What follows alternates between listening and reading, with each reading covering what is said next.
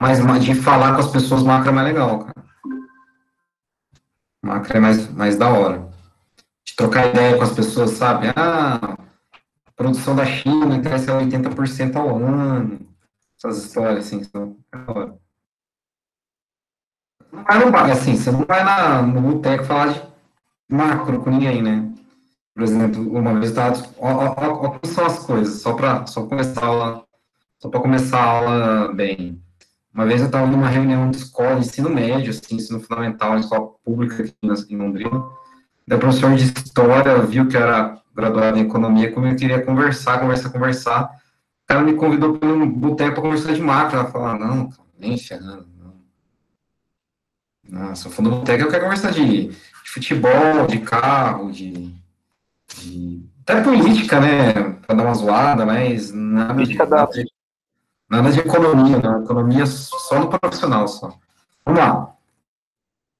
A gente vai falar um pouco de fonte de dados e natureza, por quê?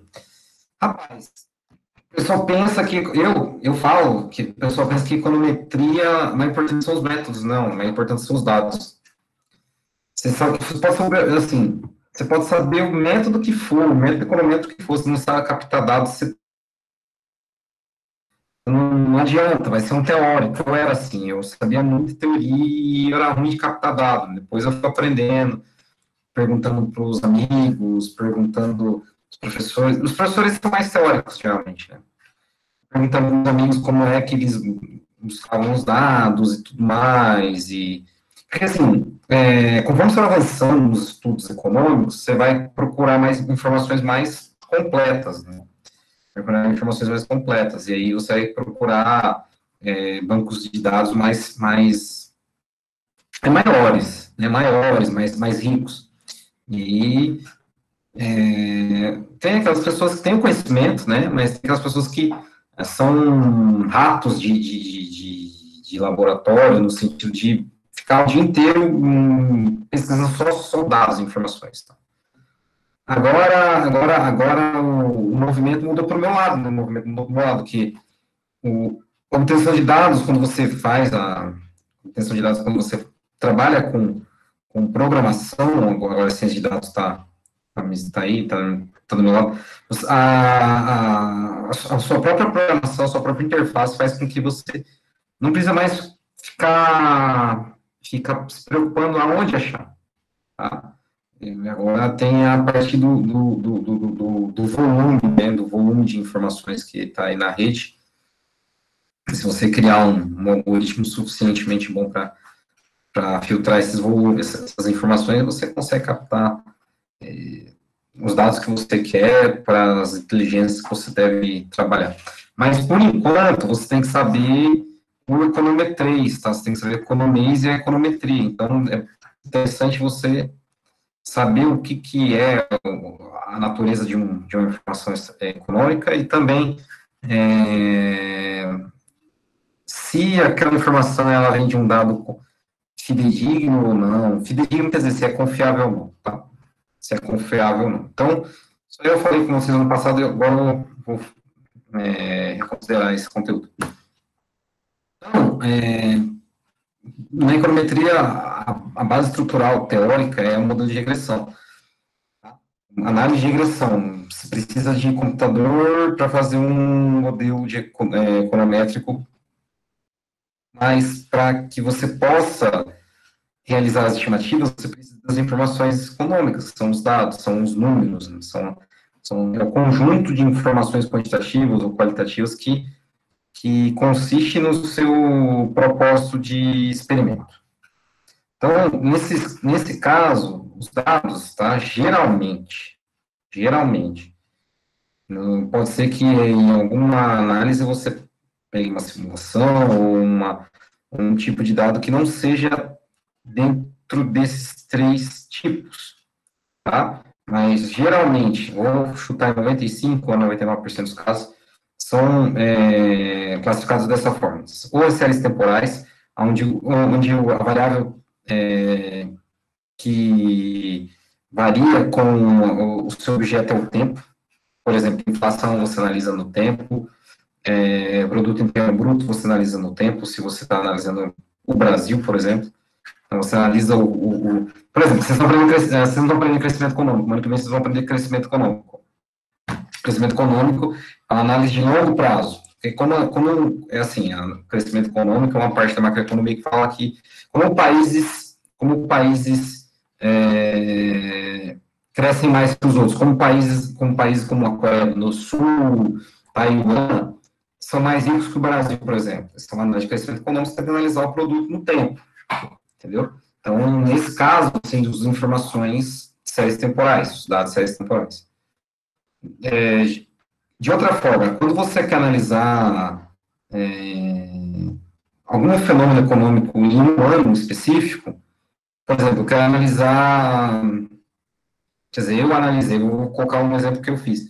Eu analisei a industrialização do norte, no artigo que eu fiz, até apresentei na Ecopar, que é esse evento que eu gostaria que vocês publicassem nos artigos de vocês. O que acontece com o caminho industrial entre Londrina e Maringá? Porque de Londrina a Maringá, a indústria, tanto a agroindustrial, mas a indústria moveleira, a indústria de transformação, pouco ainda, mas a indústria de transformação ainda, a interligação entre serviços, indústria, ela é muito forte entre Londrina e Maringá. A rodovia, BR-369, ela concentra bastante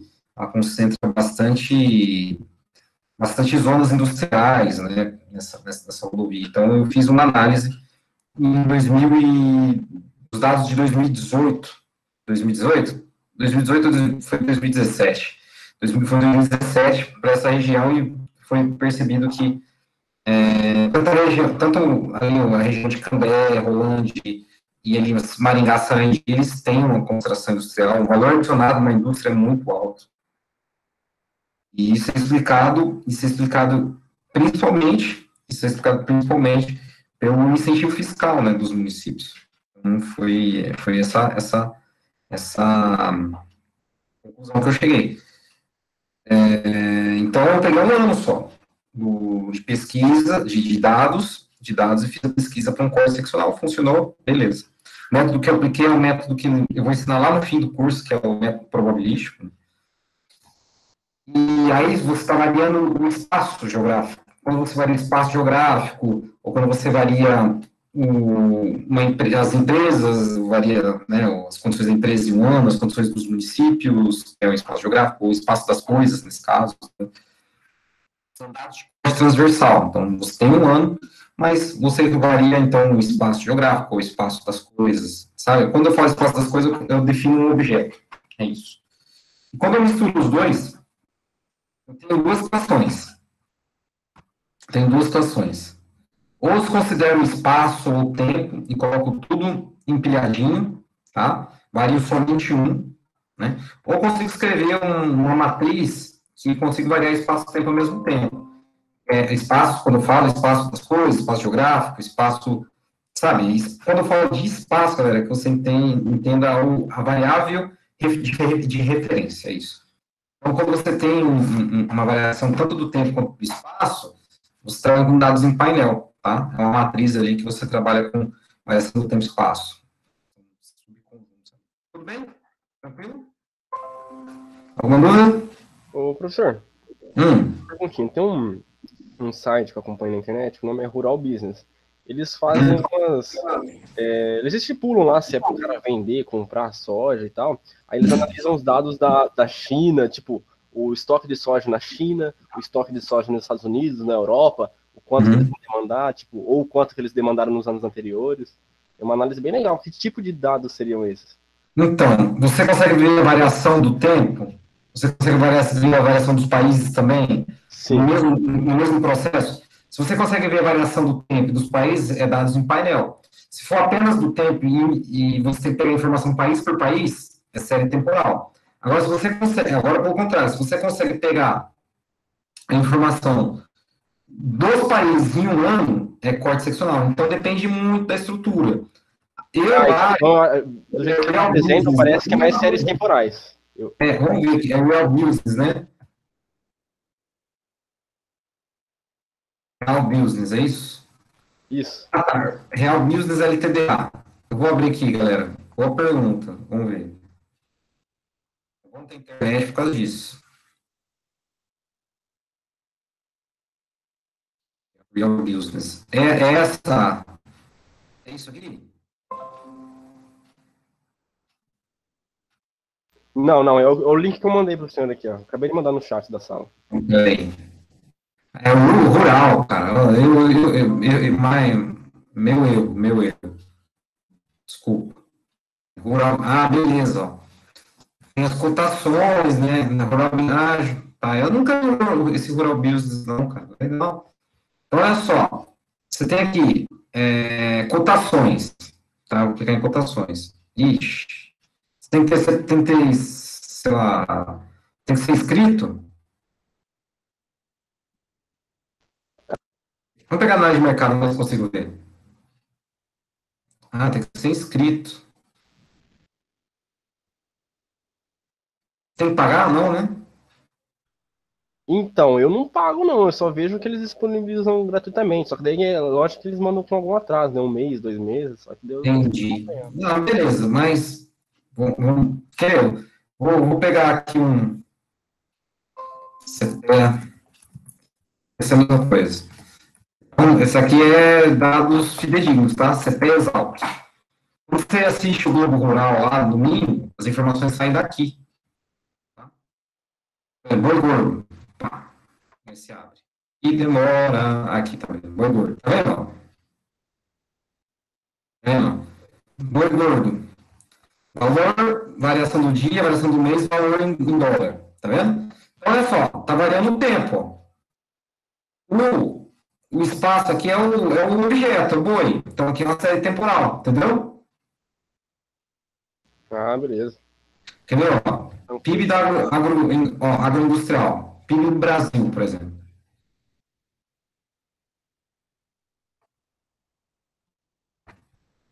Tem série histórica. Falou série histórica, série temporal.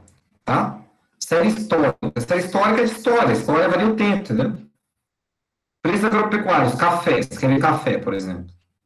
Mesma coisa, já aparece uma matriz aqui, ó. Tá variando. Depois eu vou baixar a planilha que ele já vem com mais informações, né? Mas aqui tem os últimos 5 dias. Então, por exemplo, aqui tem o valor, variação do dia, variação do mês, valor em dólar, tá? Esse valor já deflacionado, tá vendo? Aí abre o gráfico, tá vendo? Série temporal varia o tempo, ó. Tá vendo aqui embaixo? 30 dias, 60 dias. Variando o tempo, não varia o objeto, é série temporal.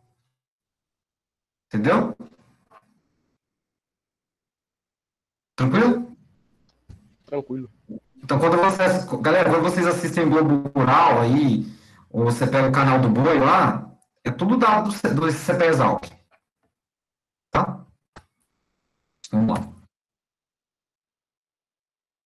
Uma série temporal, né, conforme eu mostrei para vocês, é um conjunto de observações e uma variável em períodos diferentes. Pode ser dia, mês, anos. Então, varia o tempo. Então, o PIB de um país, né, você analisa ele, né, no período, no tempo. Por quê? Tem análise de curto prazo e de longo prazo. A análise de curto prazo é aquela análise macroeconômica que vocês estão aprendendo agora. Geralmente você faz análise macroeconômica na dinâmica de, né, a estática de curto prazo, por quê? Porque as variáveis de curto prazo, elas são mais, elas não têm muita alteração, tá? Só altera aqui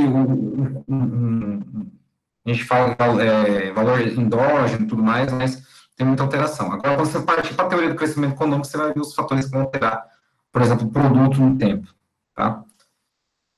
Ok? São dados de alta frequência, né, os séries temporais, mais comum no mercado de ações. Olha só, a estrutura das séries temporais é o seguinte, o tempo varia de 1 a T, pode ser até, assim, geralmente você trabalha com tempo finito, né, e o índice, tá, o índice X, o índice X não, a variável X e a variável Y tem associado um índice tempo, tá vendo, XT, YT, ZT, quando tiver um Tzinho lá no índice, é série temporal, tá bom? Tranquilo? Ó, por quê, ó? Produção de soja. Se você for pegar a produção de soja em milhões de toneladas, ó, tá variando o ano, né, 2016, 17, 2019, e a produção de soja crescente no Brasil. tá? Alguma dúvida? Não, é tranquilo. Agora vamos pro corte transversal. Vou trabalhar com vocês na econometria, há um exemplo que é de corte transversal, tá? Um exemplo que é de um único ano, que vai ser os determinantes do salário. Faz mais sentido, tá? Faz mais sentido trabalhar isso dessa forma. Determinante do salário dessa forma. Por quê? É simples. Como posso explicar para vocês? Quando trabalhamos com um ano específico, os dados, né, eles não se alteram quando nós mexemos com indivíduos. Entendeu? Porque se nós. Assim, é muito mais complicado você coletar informações do mesmo indivíduo durante um longo período de tempo, dos indivíduos sobre um longo período de tempo. Então, você consegue coletar alguns períodos, mas qual é o principal, né, quais são as principais dificuldades em um instituto ou um pesquisador em coletar essas informações em vários períodos de tempo? Alguém pode citar algumas das dificuldades? Ver se vocês são bons em economia mesmo. Quais são as dificuldades, por exemplo, coletar informações individuais dos indivíduos por um longo período de tempo, mais do que 3 anos, por exemplo? Quais são os problemas que podem ocorrer para essa coleta? Você falou que é caro, né? Fazer o tipo censo. É caro. Tem o problema da mudança e o problema da morte, né? O problema da mudança e o problema da morte. Porque, assim, geralmente a pessoa ou a família que vai se mudar de um lugar para o outro, ela não vai visar o IBGE. E da mesma forma, o IBGE, acho que o IBGE, ou qualquer instituto de pesquisa que trabalha com controle individual, ele não vai ter. Acho que ele não tem recursos suficientes para ter uma base de dados, né, ter um link com o governo, né, para verificar esses problemas, que é o caso da transição. E o caso da morte é fato, né? A pessoa se falecer, você perde informação, né? Você deixa desbalanceado o seu banco de dados. Então, essas duas situações aí são situações que acometem grandes problemas para um banco de dados, se você analisar um indivíduo por um longo período de tempo. Então, é mais fácil você analisar um ano só, sabe? Um ano, por exemplo, quando você faz análises sobre desempenho educacional, sobre fatores que, né, sobre fatores que associam a saúde, fatores que associam a economia do trabalho, é mais fácil você analisar no ano que você, não no ano que você está trabalhando, porque sempre os dados são do ano anterior, mas geralmente em cortes muito próximos daquele ano que você está realizando pesquisa. Então, se você está realizando pesquisa esse ano 2021, eu vou pegar os dados, né, para vocês do ano de 2020, que é o ano anterior, que já tem dados que o IBGE diz que são dados consolidados, são dados que já estão tabulados e encerrados, não tem errata, ou se errata vai vir, é uma errata que não vai comprometer a estrutura do banco de dados. Então, é muito mais fácil. Então, nesse caso, né, os dados de corte transversal são os dados de uma ou mais variáveis coletadas no mesmo ponto no tempo. O censo, nesse caso, né, é realizado pelo IBGE, e as pesquisas de opinião, porque quando você coleta as pesquisas de opinião, por exemplo, pesquisa eleitoral, você coleta geralmente no ano que vai ter eleição. Por exemplo, esse ano eles estão fazendo uma intenção de pesquisa para 2022. Mas será que essas informações, né, será que essas informações de provisão de voto, elas são fidedignas? Não, porque muita água vai rolar até lá, né? Muita água vai rolar. O pessoal tá falando que a única que é certa é a boca de urna. Não, cara. Mas um assim é boca de urna, não é? Não, são as pesquisas que estão muito. Não é boca de urna, mas as pesquisas estão muito próximas 15, 20 dias próximo da eleição, são que tem maior probabilidade de acerto. Até boca de urna não acerta, porque boca de urna é uma coisa que, primeiro, que é proibido agora, né? E segundo, que é muito tendencioso, né? Muito tendencioso. Se a pessoa vai em um bairro, por exemplo, onde o candidato A tem mais força que o candidato B, e aí coleta, por exemplo, 90% do candidato A, que 90% das pessoas votaram no candidato A e 10% do B, e aí você não coleta nenhuma outra região, daí pode ser que essa informação não seja, né, verdadeira. Só que assim, ó, do mesmo modo que os dados séries temporais, né, tem problemas, os dados de corte também, tá? Principalmente o problema da heterogeneidade ou heterocidade que nós vamos ver. Por exemplo, salários. Se você coletar salários em um período do tempo, existem pessoas que vão ganhar salários baixos, outros vão ganhar salários altos, na média vai ter um salário mediano, né, um salário médio. Mas é a mesma história que eu já falei para vocês sobre medir a temperatura de um cara que está com a cabeça na geladeira e os pés no forno. A média, né, da temperatura corporal dele vai ser razoavelmente quente, razoavelmente morno nesse caso. Mas existe uma heterogeneidade nos valores ali que não te dá uma certeza, tá? Então, a heterocidade com a heterogeneidade, nesses problemas de base de corte transversal, é um assunto que nós devemos resolver com bastante carinho, lá nos diagnósticos de regressão. Nesse caso,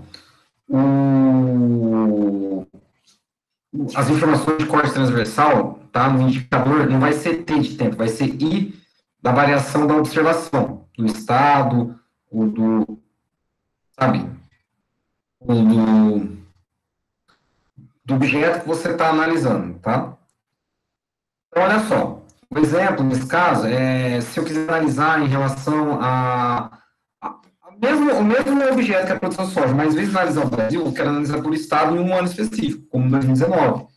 Então, olha só, a produção de soja em 2019 tem como Mato Grosso como o maior, né, produtor, né, de soja em toneladas, que é 35 milhões. E o Paraná vem em segundo. Mas é só em 2019. Se você pegar o estado do Mato Grosso, né, em termos históricos, desde a década de 80, ele tem a liderança na produção de soja. E Paraná, e Rio Grande do Sul, e Mato Grosso do Sul, eles sempre revezam, tá? E os dados do painel são as combinações do tempo e com o espaço. Então, você combina, né, o tempo e o espaço, e aí você tem dois índices, o I e o T, I de espaço e T de tempo. Então, você varia o espaço nas linhas, tá? E o tempo você varia nas colunas. Tá bom? Mesma coisa, ó, se eu pegar os estados em relação ao período, ó, tem uma matriz a tempo e espaço. Nesse caso, eu coloquei o estado em vertical, variando nas colunas, e o ano, né, nas linhas, na horizontal, tá bom? Então, varia-se na horizontal o espaço, né? Na vertical varia-se o tempo. Para finalizar. Gente, eu já falei isso ano passado, que não foi meu aluno, mas presta atenção um pouquinho no que eu vou falar. Quando você for fazer econometria, ou quando você for fazer estatística mesmo, na parte de estatística econômica, você precisa de informações do tipo consistentes. Tá? Essas informações consistentes dependem da disponibilidade deles. Quando os órgãos são governamentais, estaduais, municipais, ou seja, institucionais, essas informações têm, né, maior veracidade. Por quê? Porque acreditamos no governo. Por mais que você não goste de uma coisa ou outra, né? Por mais que você não goste que um gestor é isso, que o imposto de renda está tomando o seu dinheiro, mas em termos de acreditação, as informações quantitativas do governo são as informações mais confiáveis que existem dentre todas possíveis, tá? Tanto do governo federal, como outros governos em outros países, tá? Então, assim,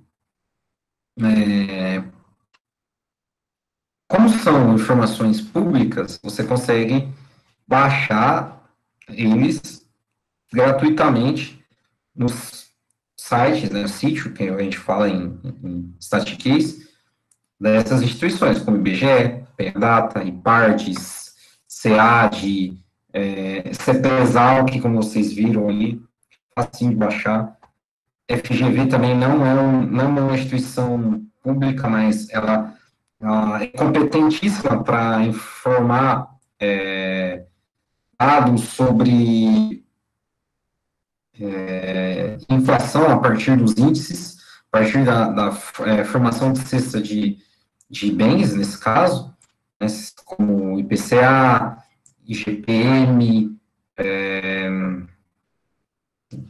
IPCA, INCC, né, Índice Nacional da Construção Civil. Então, são essas informações, assim, que vocês devem procurar. Não é informação num site tipo UOL, Globo.com, que eles já utilizaram essas informações baseadas nessas instituições. Tá? Eles construíram as informações deles baseadas nessas informações, e às vezes as construções dessas informações podem não estar corretas. Então, você tem que gerar essas informações a partir de uma base, né, de uma fonte institucional e que seja fidedigna, que seja consistente, que seja confiável, porque, caso contrário, se você coloca um gráfico que você pega lá num site de jornalismo, e você leva isso no TCC, é bomba. É bomba. Eu já, assim, eu vou ser bonzinho, eu vou anotar no seu TCC e falar, ó, procure uma base mais confiável. Mas tem professor que vai falar para você refazer, vai te reprovar. Caso você considere essas informações como resultados, tá? Já te reprova. É tipo um artigo de opinião e...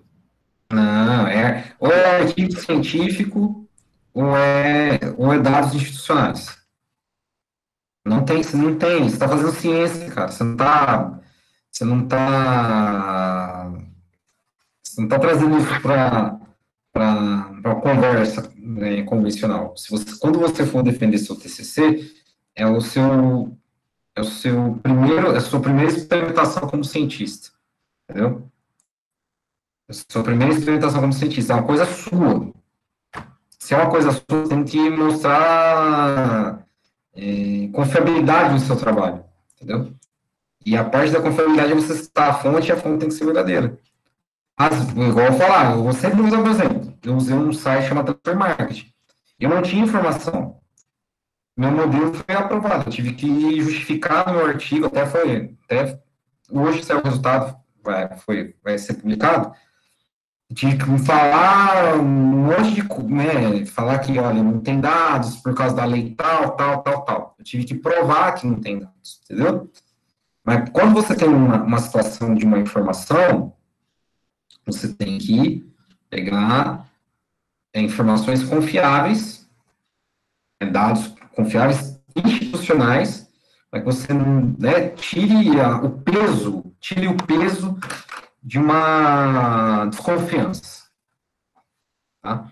Essa é a ideia. Então, para o ano que vem, quando vocês, né, realizarem o TCC, não utilizem informações de dados de sites jornalísticos, sites, artigos de opinião que não sejam científicos, porque senão você vai rodar. Então, para mim, eu vejo da parte do aprendizado, eu troco a ideia e falo, ó, vai em tal lugar que o dado vai estar ali, eu posso falar para vocês, mas tem assim, eu quero tirar de vocês da reta. Cara, vai nem que você tenha dificuldade de achar esses dados, pergunta para o seu orientador, sabe? Pergunta, professor, onde tem? Não estou achando, tal, tudo. O cara vai dar um jeito para você, entendeu? Então, é a dica que eu dou, tá bom? Vamos lá. Só para finalizar, o fato de ser possível encontrar dados em vários lugares não significa que eles são bons. É isso que eu quis dizer. Você tem que verificar com muito cuidado o órgão que você coletou, porque tem que ter em mente que você está fazendo ciência, e ciência quer qualidade, não quantidade. Tá? Tem que propor qualidade. Qualidade vem da informação que você tira. Quando você tira informação de um artigo científico, ou você tira informação de institutos, eles não têm onde duvidar do que tange as informações. Eles têm como duvidar a forma que você mostrou, tal, beleza. Isso aí é parte didática, mas na parte de informação não tem como duvidar, entendeu? Não tem como duvidar. É essa a ideia. Tá? Então, a tarefa, essa aqui é a tarefa que eu vou deixar, agora vocês não se preocupam, não. Depois que passar essa parte da prova, eu volto nisso aqui. É você selecionar uma instituição de pesquisa e selecionar um banco de dados. Verificar qual é a natureza dos dados que você baixou. Só isso. Você manda lá, eu vou abrir lá depois, você manda para mim um banco de dados, a variável, verificar qual é a natureza, se é série temporal, se é dados de corte seccional, se é dados em painel, tá? Geralmente você baixa ele em planilha, às vezes não, às vezes você baixa ele em CSV, aí você consegue transformar em planilha, quando você cola na planilha e você manda ele ler por colunas, tá? Então, assim, você baixa os dados lá, usa, aqui, ó, eu coloquei coloquei seis instituições de pesquisa, mas tem mais, tem CPE, tem CPESAL, tem FGV, tem CEAD de São Paulo, ali, né? Tem, qual mais que eu usei já? Ministério Público, tem, poxa, tem bastante, cara, tem bastante informação. Você sabe algum bom? Oi? Você sabe algum bom? Um pouco mais alto, Lúcio, do por favor. Você sabe algum bom? Um bom site? Países? Cara, você pode ir na ONU, na FMI, né? Você pode ir no Banco Mundial, né, que é FMI, né? Não, FMI é o Fundo Monetário Internacional. Você pode ir na ONU, FMI, Banco Mundial, informações financeiras, né? Você pode ir também em relação a dados mundiais. Cara, tem bastante. Acho que o FED tem alguma coisa lá também. FED. Temos agrícola, tem na USDA, né, que é Departamento USDA tem, só que é só variáveis agronômicas, o USDA. Departamento de Agricultura dos Estados Unidos tem bastante, né, sobre as produções dos países, tal, produção e área plantada, tudo mais. Então, assim,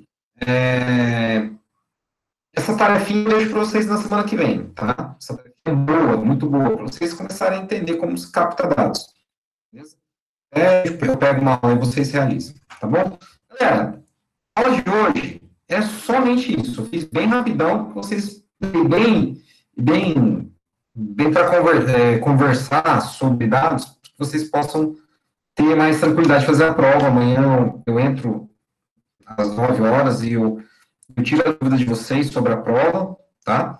E aí até dia 6 é domingo.